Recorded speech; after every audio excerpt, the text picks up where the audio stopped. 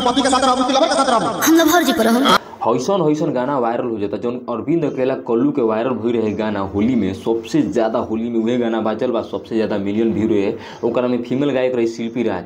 अब bank two bank उहे गाना के एकदम ट्रिमिंग क के बनावल गइल बा जौन गाना के नाम हो मारा मारदा के गोली। अब भाई ये गाना के लिखले बड़े अखिलेश कश्यप, एक म्यूजिक डायरेक्टर बड़े आर्य शर्मा। अखिलेश कश्यप आर्य शर्मा के जोड़ी हिट बा, खेसारी लाल के एकदम फेवरेट राइटर हो जा म्यूजिक डायरेक्टर। आ गाना में फीमेल गायक बड़ी शिल्पी राज, अरविंद अकेला कल्लू गइले बनन जान जा कि भाई मार्केट में एकदम आग लगाई। लगन स्पेशल गाना आइल बाटे अब की बार एकदम अरविंद अकेला कल्लू उहे वायरल टॉपिक पर गाना गइले बनन। आ जान जा भाई जैसे उ एक हफ्ता में 50 मिलियन पार भई रहनु इहो एक हफ्ता में 50 मिलियन पार हुई। काहे कि एकरा में बहुत बढ़िया बढ़िया क्रिएटर बनन, एकरा में अरविंद अकेला कल्लू मौका दिले बनन, सिमरन कौर के मौका दिले बनन, साहिल झा के मौका दिले बनन। साहिल झा जो उनकी इंस्टाग्राम रील पर एकदम छइले बनन।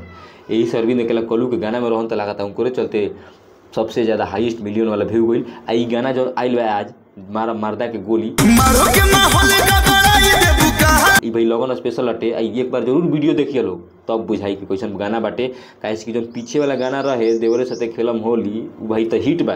अब इहो अरविंद अकेला कल्लू के गाना जो आइल बा का हिट होई कि ना होई, पब्लिक के पसंद है कि ना आई, ई तो एक बार देखला के बाद ही बुझाई। भैया एक बार जरूर देख कि वायरल टॉपिक पर उहे बाटे। एक में लवर साथे भगियन की क्या भैन मतलब सुनिए हम हल्का फुल्का, लेकिन गाना बहुत ठीक लगल हमारा। एक बार जाकर सुनल हो काहे कि एकदम पूरा उहे टीम के साथ आइल बना अरविंद अकेला कल्लू, अखिलेश कश्यप, आर्य शर्मा, अरविंद अकेला कल्लू, शिल्पी राज, साहिल झा, अभिषेक, सिमरन कौर सब कुछ से मिलजुल के बाटे मतलब बनावल गइल बा। आ बढ़िया बाटे। एक बार जरूर अपन प्यार दुलार बरसावा जा अपन फेवरेट स्टार पर।